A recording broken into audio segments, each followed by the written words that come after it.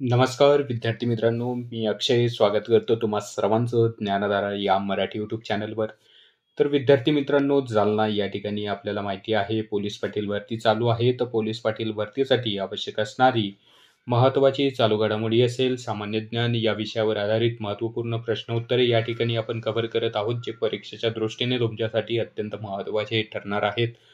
तर विद्यार्थी मित्रांनो, आपण जे पण काही व्हिडिओमध्ये प्रश्न या ठिकाणी घेणार आहोत, त्याचा PDF अगदी मोफत तुम्हाला डाउनलोड करायला मिळेल.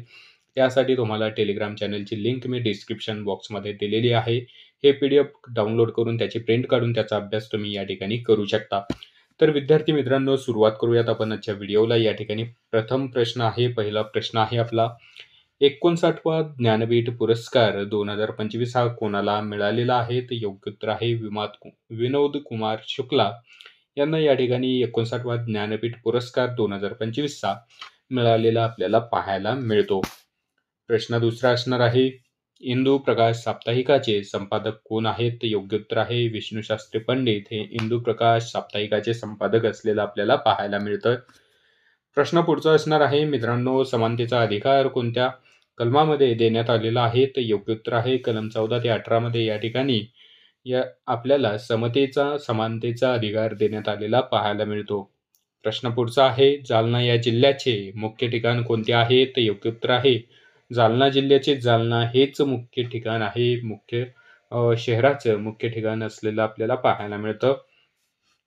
प्रश्न क्रमांक पुढचा आहे, जालना जिल्ह्यामध्ये किती तालुक्यांचा समावेश होतो? तर योग्य उत्तर आहे एकूण 8 तालुक्यांचा जालना जिल्ह्यामध्ये समावेश होतो, ज्यामध्ये भोकरदन आहे, जाफराबाद आहे, जालना आहे, बदनापूर आहे, अंबड, घनसांगवी, परतूर आणि मंठा या एकूण 8 जिल्ह्यांचा समावेश या ठिकाणी जालना जिल्ह्यामध्ये होत असलेला आपल्याला पाहायला मिळतं. त्यानंतर विद्यार्थी मित्रांनो, प्रश्न पुढचा आहे, जालना जिल्ह्याचे एकूण क्षेत्रफळ किती आहे? तर 7,684 चौरस किलोमीटर एवढं या ठिकाणी जालना जिल्ह्याचं क्षेत्रफळ असलेलं आपल्याला पाहायला मिळतो. तर विद्यार्थी मित्रांनो, आपण जे काही प्रश्न या ठिकाणी कव्हर करतोय तर ते अगदी वन लाइनर या स्वरूपामध्ये कव्हर करत आहोत, जेणेकरून परीक्षेच्या दृष्टीने तुमचा जास्त अभ्यास होईल. अगदी कमी वेळामध्ये बरेचसे प्रश्न या ठिकाणी कव्हर होतील. कुठेतरी ती बाब लक्षात घेऊन आपण वन लाइनर स्वरूपात हे प्रश्न या ठिकाणी कव्हर करत आहोत. त्यामुळे व्हिडिओ शेवटपर्यंत बघा. भरतीमध्ये 100% या प्रश्नांचा तुम्हाला नक्कीच फायदा होणार आहे. प्रश्न पुढचा आहे, कोणत्या जिल्ह्याच्या विभाजनातून जालना जिल्ह्याची निर्मिती झालेली आहे? तर योग्य उत्तर आहे छत्रपती संभाजीनगर या जिल्ह्याच्या विभाजनामधून आपल्याला जालना जिल्ह्याची निर्मिती झालेली पाहायला मिळते. त्यानंतर प्रश्न पुढचा आहे आपला, जालना जिल्ह्याची निर्मिती कधी झालेली आहे? तर तारीख या ठिकाणी विचारली आहे. तर 1 मे 1981 ला या ठिकाणी जालना जिल्ह्याची निर्मिती ही छत्रपती संभाजीनगर जिल्ह्याच्या विभाजनामधून झालेली आपल्याला पाहायला मिळते. छत्रपती संभाजीनगरचं आता नाव बदललेलं आहे. पूर्वीचं नाव विचारण्यात आलं परीक्षेमध्ये तुम्हाला, तर औरंगाबाद असं नाव आपल्याला सांगता आलं पाहिजे. परीक्षेमध्ये कशाही पद्धतीचा प्रश्न तुम्हाला या ठिकाणी विचारला जाऊ शकतो. त्यानंतर प्रश्न पुढचा आहे, जालना जिल्ह्यातील प्रसिद्ध यात्रा कोणती आहे? तर अंबड यात्रा ही जालना जिल्ह्यामध्ये एक प्रसिद्ध यात्रा असलेली आपल्याला पाहायला मिळते. प्रश्न पुढचा आहे विद्यार्थी मित्रांनो, जालना ह्या कोणत्या विभागामध्ये येतो? जालना हा जो जिल्हा आहे विद्यार्थी मित्रांनो, छत्रपती संभाजीनगर विभागाअंतर्गत मराठवाडा विभागामध्ये येत असलेलं आपल्याला पाहायला मिळतं. प्रश्न पुढचा आहे, जालना हा जिल्हा कोणत्या भौगोलिक प्रदेशात येतो? तर मराठवाडा या भौगोलिक प्रदेशामध्ये जालना जिल्ह्याचा समावेश होत असलेला आपल्याला पाहायला मिळतं. प्रश्न पुढचा आहे, जालना या जिल्ह्याचे सध्याचे जिल्हाधिकारी कोण आहेत? तर योग्य उत्तर आहे श्रीमती अशिमा मित्तल ह्या जालना जिल्ह्याच्या सध्या जिल्हाधिकारी पदी कार्यरत आहेत. याच्यामध्ये वेळोवेळी अपडेट होऊ शकते मित्रांनो, काही चेंजेस होऊ शकतात. तर परीक्षेला जाण्यापूर्वी तुम्हाला बघून जायचं आहे की तत्कालीन तुमचे जिल्हाधिकारी कोण आहेत. आपण रेग्युलर आता सिरीज चालू करतच आहोत जालना जिल्हा पोलीस पाटील भरतीसाठी या ठिकाणी. तर आपण येणाऱ्या व्हिडिओजमध्ये वगैरे काही अपडेट असेल तर ते तुमच्यापर्यंत नक्कीच पोहोचवणार आहोत. सोबत टेलिग्राम चॅनलला पण आपण हे अपडेट तुम्हाला देत राहणार आहोत. त्यासाठी टेलिग्रामसोबत जॉईन राहा तुम्ही. टेलिग्रामवर छोटी-छोटी भरतीविषयक आवश्यक अशी माहिती असते, जी आपण व्हिडिओमध्ये कव्हर करत नाही. टेलिग्रामला आपण लगेचच देत असतो. याच्यानंतर प्रश्न पुढचा आहे, दास कॅपिटल हा जो काही ग्रंथ आहे हा कोणी लिहिला आहे? तर योग्य उत्तर आहे कार्ल मार्क्स यांनी हा दास कॅपिटल नावाचा ग्रंथ लिहिलेला आपल्याला पाहायला मिळतो. तर विद्यार्थी मित्रांनो, एक गोष्ट लक्षात ठेवा, 2025 मध्ये जे पण काही पुस्तके या ठिकाणी प्रकाशित झालेली आहेत, त्या पुस्तकांचे लेखक आपल्याला या ठिकाणी पाठच करून जायचे. ठीक आहे. तर याच्यावर 1 ते 2 प्रश्न तुम्हाला परीक्षेमध्ये विचारले जातील. पुस्तकं 2025 मध्ये प्रसिद्ध झालेली आणि त्यांचे लेखक तोंडपाठच करून जायचे. 100% त्याच्यावर प्रश्न तुम्हाला या ठिकाणी परीक्षेमध्ये विचारला जातोच. त्यानंतर प्रश्न पुढचा बघूयात मित्रांनो. पहिले महायुद्ध कधी झाले होते? तर योग्य उत्तर आहे 28 जुलै 1914 ते 11 नोव्हेंबर 1918 मध्ये या ठिकाणी पहिलं महायुद्ध झालेलं आपल्याला पाहायला मिळतं. त्याच्यानंतर दुसरं महायुद्ध कधी झालंय त्याची तारीख एखाद्या वेळेस विचारू शकते. हा प्रश्न आपण पुढच्या व्हिडिओमध्ये नक्कीच या ठिकाणी कव्हर करणार आहोत. प्रश्न पुढचा आहे. भारतामध्ये हस्तस्तरीय विज्ञान दिन कधी या ठिकाणी साजरा केला जातो? तर योग्य उत्तर आहे 28 फेब्रुवारीला या ठिकाणी भारतामध्ये विज्ञान दिन साजरा केला जातो. त्यानंतर प्रश्न पुढचा आहे. लोकसंख्येच्या बाबतीत तिसऱ्या क्रमांकाचे राज्य कोणते आहे? तर योग्य उत्तर आहे बिहार हे लोकसंख्येच्या बाबतीत तिसऱ्या क्रमांकाचं राज्य आहे. महाराष्ट्र कितव्या क्रमांकाचं राज्य आहे मग लोकसंख्येच्या बाबतीत? तर दुसऱ्या क्रमांकाचं राज्य महाराष्ट्र असलेलं आपल्याला पाहायला मिळतं लोकसंख्येच्या बाबतीत. त्यानंतर पहिल्या क्रमांकाचं राज्य कोण आहे? तर कोणतं आहे? तर UP उत्तर प्रदेश हे पहिल्या क्रमांकाचं राज्य आहे लोकसंख्येच्या बाबतीत. मग महाराष्ट्राच्या यामध्ये जर आपण पाहिलं तर क्षेत्रफळाच्या बाबतीत देशामध्ये दुसरा क्रमांक लागतो महाराष्ट्राचा. क्षेत्रफळाच्या बाबतीत देशामध्ये पहिला क्रमांक लागतो राजस्थान या राज्यात आहे. तर ह्या गोष्टी आपल्याला माहिती असणं आवश्यक आहे. छोटे छोटे प्रश्न आहेत बट इम्पॉर्टंट आहेत. त्याच्यामध्ये 1-2 मार्क तुमचे जाऊ शकतात. त्यानंतर प्रश्न पुढचा बघणार आहोत. भारतीय संविधानाचा सरनामा म्हणजे काय? ज्याला आपण प्रस्तावना म्हणतो मित्रांनो. भारतीय या ठिकाणी संविधानाचा सरनामा त्यालाच आपण प्रस्तावना म्हणून पण या ठिकाणी ओळखत असतो. प्रश्न पुढचा आहे. नागार्जुन सागर हा प्रकल्प कोणत्या नदीवर आहे? तर योग्य उत्तर आहे कृष्णा नदीवर. नागार्जुन सागर हा प्रकल्प असलेला आपल्याला या ठिकाणी पाहायला मिळतं. योग्य उत्तर आहे आपलं कृष्णा नदीवर. त्यानंतर मग कृष्णा नदीवर महाराष्ट्रात असणारे प्रकल्प त्याच्यावर प्रश्न विचारले जातात. त्या ठिकाणी जर आपण पाहिलं तर कोयना धरण हे आपल्याला कृष्णा नदीवर असलेलं या ठिकाणी पाहायला मिळतं. त्यानंतर प्रश्न पुढचा आहे. गुगामल राष्ट्रीय उद्यान कोणत्या जिल्ह्यामध्ये आहे? तर योग्य उत्तर आहे अमरावती या जिल्ह्यामध्ये या ठिकाणी आपल्याला गुगामल राष्ट्रीय उद्यान असलेलं या ठिकाणी पाहायला मिळतं. प्रश्न पुढचा आहे. संघटना तयार करणे हा कोणत्या प्रकारचा अधिकार आहे? तर स्वातंत्र्याचा अधिकार म्हणून याच्याकडे बघितलं जातं. संघटना या ठिकाणी तुम्ही तयार करू शकता. तो तुमच्या स्वातंत्र्याच्या अधिकारांतर्गत येत असतं. त्यानंतर प्रश्न पुढचा आहे. भारतामध्ये राष्ट्रपतीची निवड कोणत्या पद्धतीने होत असते? तर योग्य उत्तर आहे अप्रत्यक्ष निवडणूक पद्धतीने या ठिकाणी भारतामध्ये राष्ट्रपतीची निवड होत असते. प्रश्न पुढचा आहे. तानसा अभयारण्य कोणत्या जिल्ह्यामध्ये आहे? तर योग्य उत्तर आहे ठाणे या जिल्ह्यामध्ये तानसा हे अभयारण्य असलेलं आपल्याला पाहायला मिळतं. विद्यार्थी मित्रांनो, महाराष्ट्रातील असणारे अभयारण्य, त्यानंतर व्याघ्र प्रकल्प, त्यानंतर राष्ट्रीय उद्याने याच्यावर आपल्याला एखादा प्रश्न परीक्षेमध्ये विचारला जातो. त्यामुळे आपल्याला व्याघ्र प्रकल्प असेल, राष्ट्रीय उद्याने असतील, त्यानंतर अभयारण्य असतील हे तोंडपाठ करून जायचं आहे. प्रश्न पुढचा आहे आपला. नॅशनल डिफेन्स अकॅडमी कुठे आहे? तर योग्य उत्तर आहे पुणे या ठिकाणी नॅशनल डिफेन्स अकॅडमी असलेलं आपल्याला या ठिकाणी पाहायला मिळतं. त्यालाच आपण राष्ट्रीय संरक्षण प्रबोधिनी म्हणून या ठिकाणी ओळखतो. ही जी राष्ट्रीय डिफेन्स अकॅडमी आहे खडकवासला या ठिकाणी असलेली पाहायला मिळते पुणे या ठिकाणी.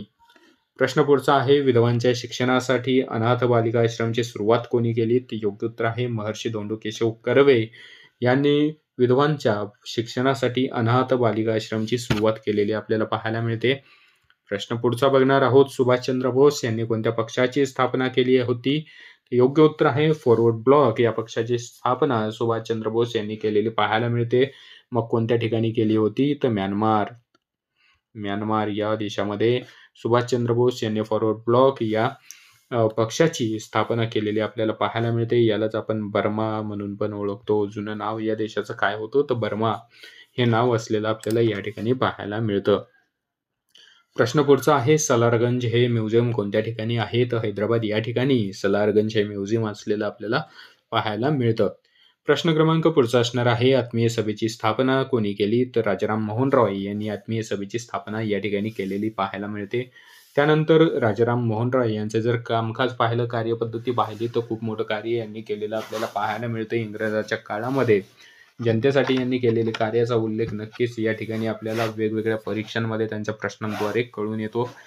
राजाराम मोहन रॉय यांच्यावर विशेष प्रश्न या ठिकाणी बऱ्याच परीक्षांमध्ये या ठिकाणी विचारले जातात. त्याच्यानंतर बघा प्रश्न पुढचा असणार आहे. मराठी भाषा गौरव दिन कधी साजरा केला जातो? तर 27 फेब्रुवारी दरवर्षी 27 फेब्रुवारीला या ठिकाणी मराठी भाषा गौरव दिन साजरा केला जात असतो.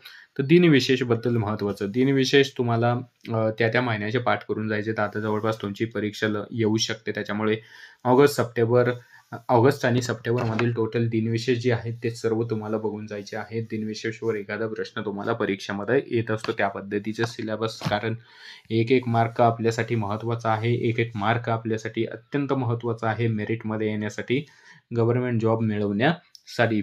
त्यानंतर प्रश्न पुढचा आहे, पंडित रविशंकर हे कोणत्या वाद्याशी संबंधित आहेत? ते योग्य उत्तर आहे सतार वाद्याशी संबंधित असलेलं पंडित रविशंकर आपल्याला असलेले पाहायला मिळतात. पुढचा प्रश्न आहे, युनेस्कोचे मुख्यालय कुठे आहे? तर पॅरिस या ठिकाणी युनेस्कोचं मुख्यालय असलेलं आपल्याला पाहायला मिळते. मग युनेस्को काय आहे? मुख्यालय कुठे आहे? त्याच्यानंतर वर्ल्ड हेल्थ ऑर्गनायझेशन हे काय आहे? याचं मुख्यालय कुठे आहे? जागतिक बँकेचं मुख्यालय कुठे आहे?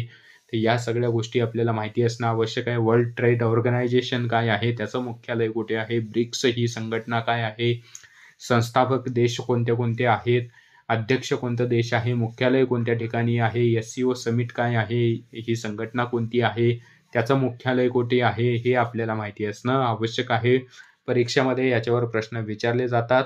त्याच्यामुळं आपण याची सिरीज चालू करत आहोत. तुम्हाला वन लाइनर स्वरूपात अगदी ऑथेंटिक परीक्षेच्या दृष्टीने महत्त्वाचे असेच प्रश्न आपल्या व्हिडिओच्या माध्यमातून तुम्हाला मिळतील, ज्याचा तुम्ही योग्य तो वापर करून परीक्षेमध्ये तुम्ही तुमच्या प्रश्नांची आलेली उत्तरे नक्कीच या ठिकाणी देऊ शकता. PDF स्वरूपात तुम्हाला आपण उपलब्ध करून देत आहोत. अगदी मोफत उपलब्ध या ठिकाणी करून देत आहोत. त्याच्यानंतर बघा पुढं आपण बघूया WHOचं मुख्यालय कुठे आहे? तर जिनिव्हा या ठिकाणी WHOचं मुख्यालय असलेलं आपल्याला पाहायला मिळतं. तर मित्रांनो बघा, या WHOचं तुम्हाला लॉंग फॉर्म या ठिकाणी विचारलं जाऊ शकतं.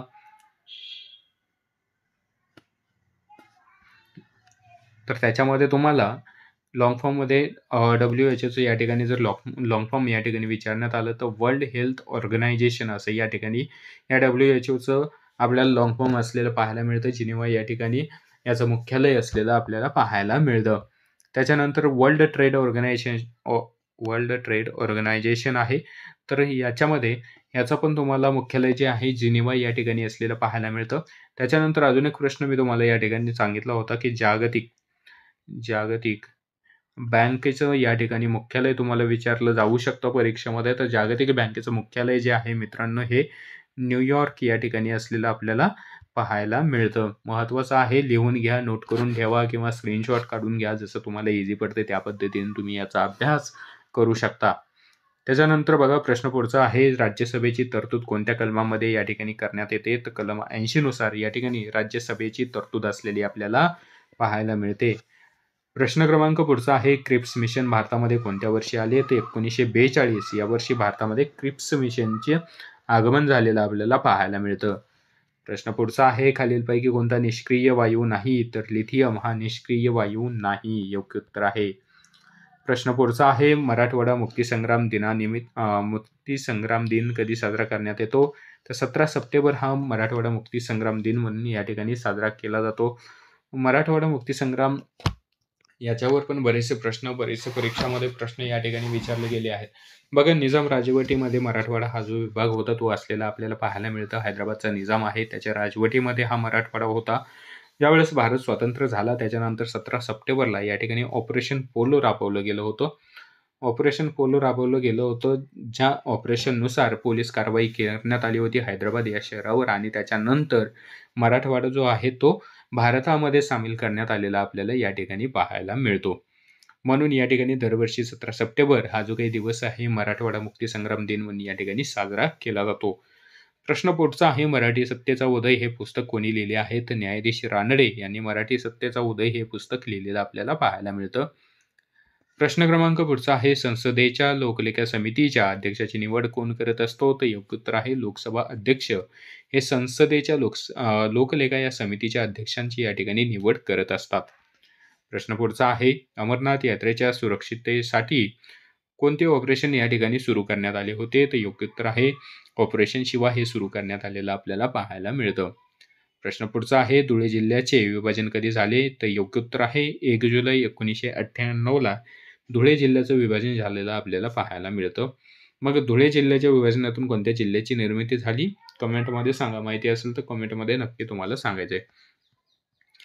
प्रश्न क्रमांक पुढचा आहे, महाराष्ट्रात सर्वात शेवटी तयार झालेला जिल्हा कोणता आहे? ते योग्य उत्तर आहे पालघर. हा महाराष्ट्रामध्ये सर्वात शेवटी तयार झालेला जिल्हा आपल्याला असलेलं पाहायला मिळतं. 2014 मध्ये या जिल्ह्याची निर्मिती झालेली आहे. कोणत्या जिल्ह्याच्या विभाजनातून? तर ठाणे या जिल्ह्याच्या विभाजनातून पालघर जिल्ह्याची या ठिकाणी निर्मिती झालेली आहे.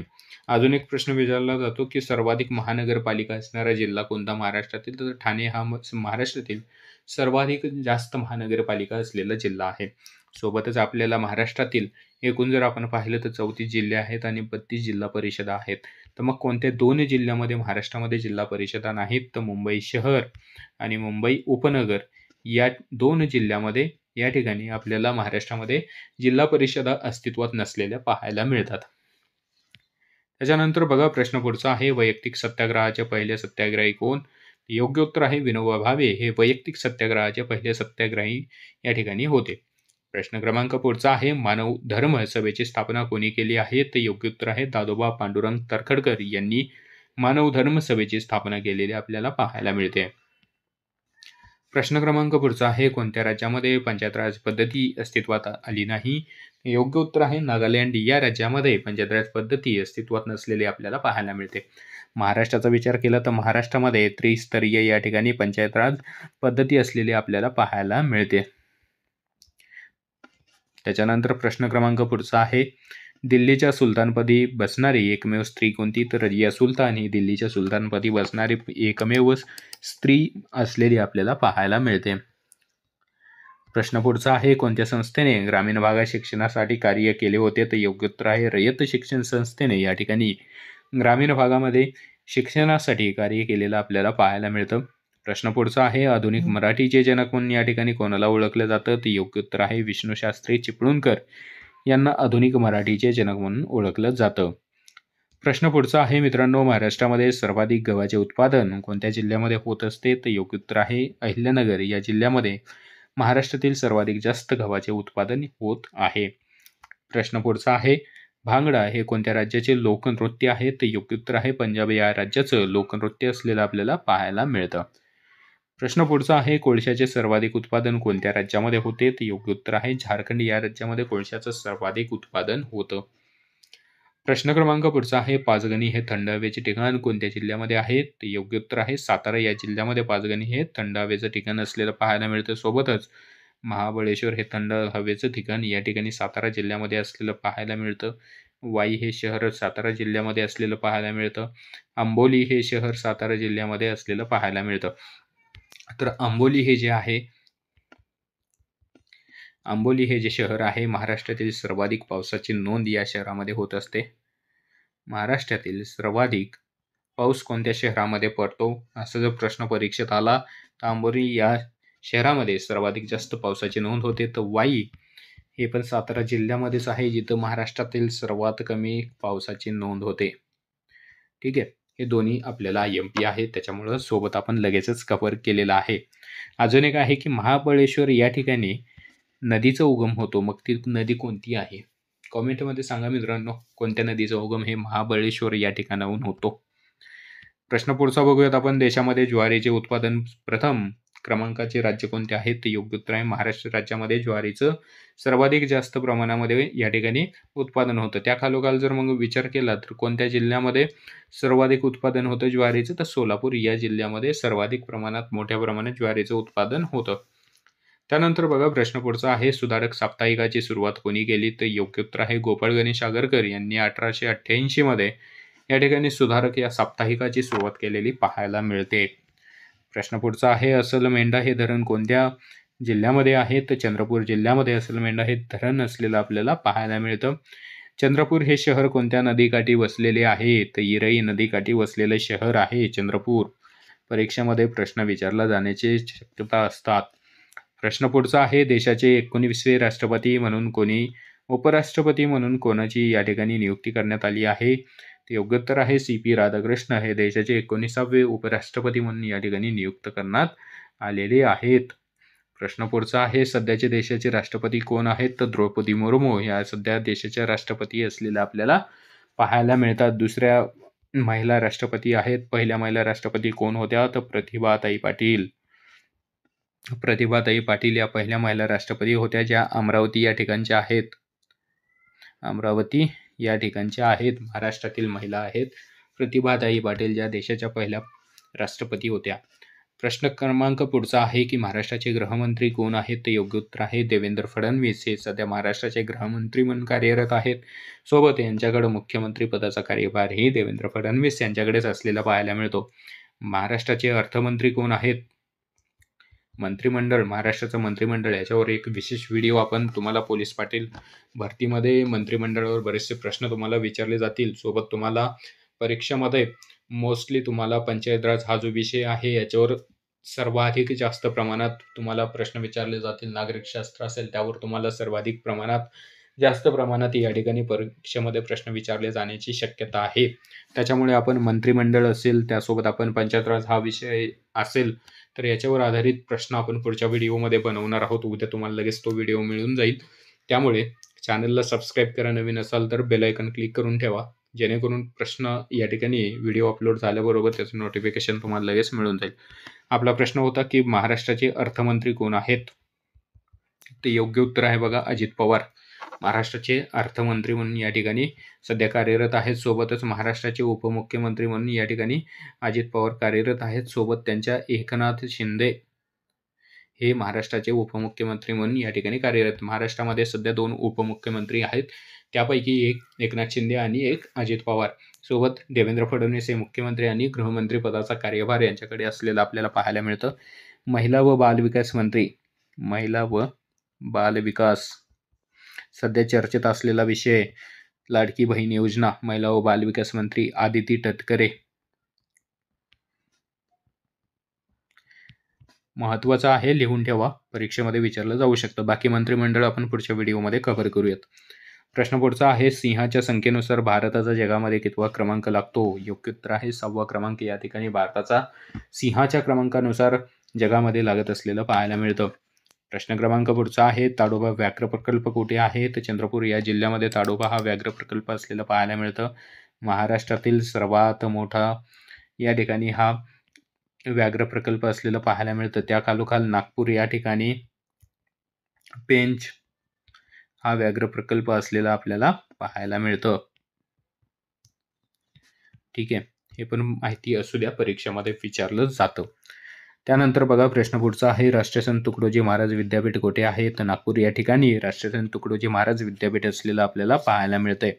प्रश्न पुढचा आहे, तोरणमाळ थंड हवेचे ठिकाण कुठे आहे? तर नंदुरबार या जिल्ह्यामध्ये तोरणमाळ हे थंड हवेचं ठिकाण असलेलं आपल्याला पाहायला मिळतं.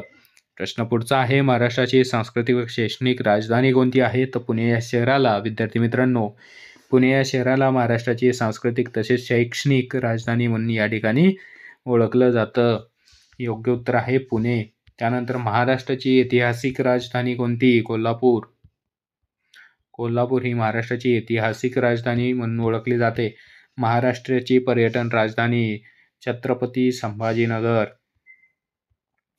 छत्रपती संभाजीनगर महाराष्ट्राची पर्यटन राजधानी. महाराष्ट्राची सांस्कृतिक राजधानी पुणे, शैक्षणिक राजधानी पुणे, त्याच्यानंतर ऐतिहासिक राजधानी कोल्हापूर, महाराष्ट्राची आर्थिक राजधानी मुंबई, महाराष्ट्राची राजधानी मुंबई. हे सगळ्या गोष्टी माहिती असणं आवश्यक आहे. उपराजधानी नागपूर. ठीक आहे. त्यानंतर मराठवाड्याची राजधानी कोणती आहे? आपल्याला परीक्षेमध्ये प्रश्न विचारला जाऊ शकतो. छत्रपती संभाजीनगर मराठवाड्याची राजधानी म्हणून ओळखलं जातं. ठीक आहे. प्रश्न पुढचा बघूयात, देशातील पहिली रेल्वे कोणत्या 2 शहरादरम्यान धावली? तर मुंबई ते ठाणे या 2 शहरादरम्यान देशातील पहिली या ठिकाणी रेल्वे धावलेली पाहायला मिळते. नुकतंच आपल्याला माहिती आहे, वंदे भारत रेल्वे सुरू झालेली आहे पुणे ते नागपूर या 2 शहरादरम्यान. तर भारतातील सर्वात लांबीची वंदे भारत रेल्वे नागपूर आणि पुणे या 2 शहरादरम्यान या ठिकाणी धावत आहे, सुरू झालेली आहे वंदे भारत ट्रेन. प्रश्न विचारला जाऊ शकतो, भारतामधील सर्वात लांबीची वंदे भारत ट्रेन कोणत्या 2 शहरादरम्यान धावत आहे? पुणे आणि नागपूर या 2 शहरादरम्यान. त्यानंतर प्रश्न पुढचा आहे, महाराष्ट्रातील प्रमुख जलविभाजक म्हणून कोणत्या पर्वताला ओळखले जाते? तर सह्याद्री पर्वताला महाराष्ट्रातील प्रमुख जलविभाजक म्हणून या ठिकाणी ओळखलं जातं. वेगवेगळ्या नद्यांची खोरी त्यांच्यापासून वेगळी करण्यात या ठिकाणी सह्याद्री पर्वताचा मोठ्या प्रमाणात वाटा असलेलं पाहायला मिळतं. नदी प्रणालीवर प्रश्न आपण पुढच्या व्हिडिओमध्ये बघू. महत्त्वाचा आहे आपल्याला मंत्रिमंडळावर मी तुम्हाला पुढचा सेकंड व्हिडिओ जो सेकंड पार्ट बनवणार आहे. तो मंत्रिमंडळ आणि पंचायत राज विषयावर आधारित असेल, घटकावर आधारित असेल. प्लस त्याच्यामध्ये आपण तुमचे टेक्निकल प्रश्न जे आहेत म्हणजे पोलीस पाटील नेमकं काम काय आहे? पोलीस पाटीलचं कशा-कशा पद्धतीचं कामकाज आहे? तर पोलीस पाटील विषयीची आपण महत्त्वाची प्रश्न आपण पुढच्या व्हिडिओमध्ये या ठिकाणी कव्हर करू मित्रांनो. ठीक आहे. शेवटचा प्रश्न बघणार आहोत. पंजाबराव देशमुख कृषी विद्यापीठ कोणत्या जिल्ह्यामध्ये आहे? तर अकोला जिल्ह्यामध्ये पंजाबराव देशमुख कृषी विद्यापीठ असलेलं आपल्याला या ठिकाणी पाहायला मिळतं. एकूण महाराष्ट्रामध्ये 4 कृषी विद्यापीठं आहेत. त्यापैकी एक आपल्याला अकोला जिल्ह्यामध्ये असलेलं पाहायला मिळतं, ज्याचं नाव पंजाबराव देशमुख कृषी विद्यापीठ आहे. दुसरं परभणी या ठिकाणी आहे, ज्याला आपण वसंतराव नाईक कृषी विद्यापीठ नावाने ओळखतो. तिसरं आहे राहुरी या ठिकाणी कृषी विद्यापीठ आहे. तर महात्मा ज्योतिबा फुले कृषी विद्यापीठ राहुरी हे आपल्याला असलेलं पाहायला मिळतं. एकूण 3 झाले आणि एक कोकणामध्ये आहे. आठवत नाहीये सध्या मला, मी तुम्हाला पुढच्या व्हिडिओमध्ये ते सांगतो कोणता आहे. ठीक आहे. त्यानंतर बघा मित्रांनो, आता जवळपास बरेचसे प्रश्न याच्यामध्ये आपण कव्हर केले, जे की परीक्षेच्या दृष्टीने तुम्हाला महत्त्वाचे आहेत. परीक्षेमध्ये विचारले जाण्याचे चान्सेस आहेत. असेच प्रश्न या ठिकाणी मी कव्हर केलेत. त्यामध्ये मग काही चालू घडामोडीचे प्रश्न आहेत आणि बाकी मग महत्त्वाचे इतिहास असेल, भूगोल असेल या विषयावर आधारित पण प्रश्न याच्यामध्ये आपण घेतलेले आहेत. त्याच्यानंतर बघा महत्त्वाचं आहे आपल्याला टेक्निकल प्रश्न, ज्यामध्ये तुमच्या पदाविषयी आवश्यक असणारी प्रश्न उत्तरे आपल्याला पाहावी लागणार. कारण तुमचा पेपर जो आहे एवढा हार्ड लेव्हलला नसणार. एकदम साधी, सोपी, सरळ प्रश्न येतील, परंतु एकदमच सोपी येतील असंही आपल्याला असं म्हणून चालणार नाही. त्याच्यामुळं तयारी त्या पद्धतीनं आपल्याला या ठिकाणी करावी लागणार आहे. दुसरा पार्ट तुम्हाला तुमच्या पदानुसार आवश्यक टेक्निकल या ठिकाणी प्रश्नानुसार मी तुम्हाला देणार आहे. आवश्यक पदानुसार आवश्यक असणारी प्रश्न जी आहेत त्याच्यानुसार आपण पुढचा पार्ट या ठिकाणी कव्हर करू. सोबत राज्याचं मंत्रिमंडळाचं एक पूर्ण त्याच व्हिडिओमध्ये आपण राज्याचं मंत्रिमंडळ जे आहे त्याच्यावर पण या ठिकाणी प्रश्न या ठिकाणी कव्हर करू. कोणतं खातं कोणत्या मंत्र्याकडे आहे ते महत्त्वाचं आहे आपल्यासाठी. परीक्षेमध्ये तुम्हाला विचारले जाण्याचे चान्सेस आहेत. ठीक आहे. तर बघा मित्रांनो, माहिती आवडली असेल तर नक्की व्हिडिओला लाईक करा, सोबत शेअर करा तुमच्या मित्रांपर्यंत. जे पोलीस पाटील भरतीची तयारी करत आहेत तर त्यांच्यापर्यंत शेअर करा, जेणेकरून त्यांना पण या व्हिडिओचा फायदा झाला पाहिजे. आणि तुम्ही स्वतः पण सबस्क्राईब करून ठेवा व्हिडिओला, जेणेकरून या ठिकाणी व्हिडिओ मी अपलोड केल्याच्यानंतर लगेचच त्याचं नोटिफिकेशन तुम्हाला मिळून जाईल. भेटूयात पुढच्या व्हिडिओमध्ये. तोपर्यंत धन्यवाद सर्वांना. जय हिंद, जय महाराष्ट्र.